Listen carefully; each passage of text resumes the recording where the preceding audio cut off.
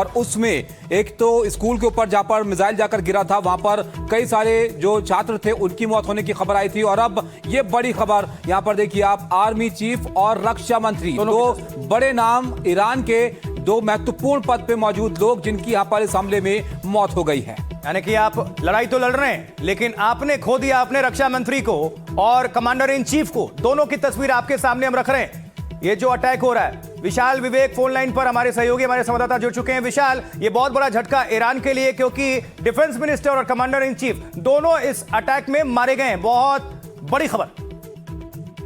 जी हाँ, और ये दोनों ही जो है ईरानियन रिजीम के सबसे पावरफुल लोगों में से एक है। अगर आप बोल सकते हैं कि जो टॉप 10 मोस्ट पावरफुल लोग होंगे ईरान में, उनमें से एक नासिरजादे हैं जो कि डिफेंस मिनिस्टर हैं।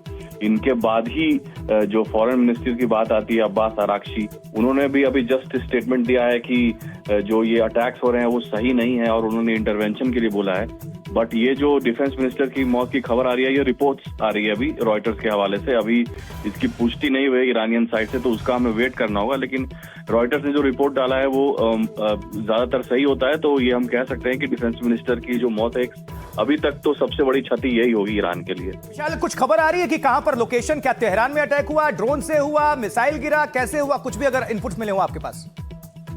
देखिए, डिफेंस मिनिस्टर हैं तो ये तेहरान में ही होंगे, और सबसे ज्यादा जो क्षति हुई है वो तेहरान के ऊपर ही हुई है। ऑलमोस्ट हर जगह बॉम्ब गिरा है तेहरान में। और जो है इसमें F-22 विमान से लेकर के F-35 कुछ भी यूज हो सकते हैं, ड्रोन्स भी हो सकते हैं जो आपने सही बताया, क्योंकि कम से कम 100 यूएस के ही सिर्फ मिलिट्री जो है एयरक्राफ्ट पूरे रीजन में फैले हुए हैं। तो ये सबसे बड़ा मिलिट्री जत्था था ऑलमोस्ट पिछले 10 साल में यूएस का, जो मिडिल ईस्ट में डिप्लॉयड था। तो इस वजह से इसमें ड्रोन भी हो सकते हैं, एयरक्राफ्ट भी हो सकते हैं, F-22 जो कि सबसे एडवांस होगा इस वक्त। जी हाँ, विशाल ये भी बताइएगा, क्योंकि देखिए यहाँ पर आयतुल्लाह खमेनी कहाँ है, इस बात को लेकर अभी भी जानकारी नहीं है, स्पष्ट नहीं है चीजें। और दूसरा, दो बड़े नाम जिनको यहाँ पर मौत होने की खबर आ रही है, तो यहाँ पर कौन नेतृत्व कर रहा है ईरान में, कौन बड़े चेहरे हैं जो इस वक्त नजर आ रहे हैं?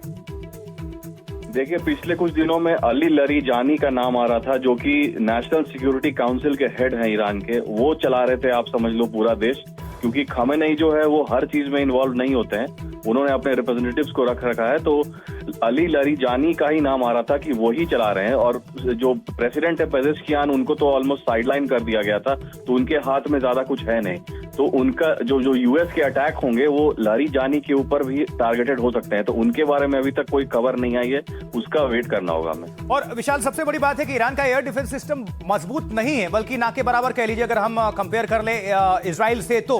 और हमने देखा कि इजराइल हमेशा सटीक एक लक्ष्य अपना चुनता है, टारगेट करता है। चाहे हमने वो गाजा में भी देखा था, जिस पर निशाना लगाना चाहा उसका खात्मा किया। और यहां पर और भी जो जानकारी है, थोड़ा दर्शकों के बीच रख दीजिए।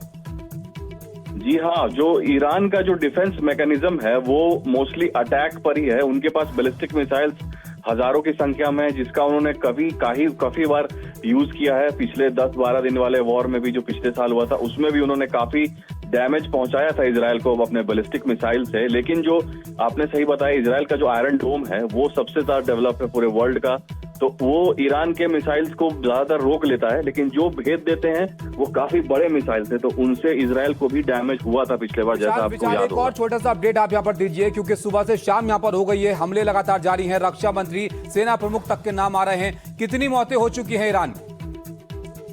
देखिए, अलग अलग रिपोर्ट आ रहे हैं। कुछ घंटे पहले तक आ रहे थे कि कम से कम 40 से 50 लोगों के मरने की खबर है तेहरान में, और करीब 100 से 150 लोगों की हताहत होने की खबर है, इंजर्ड होने की खबर है।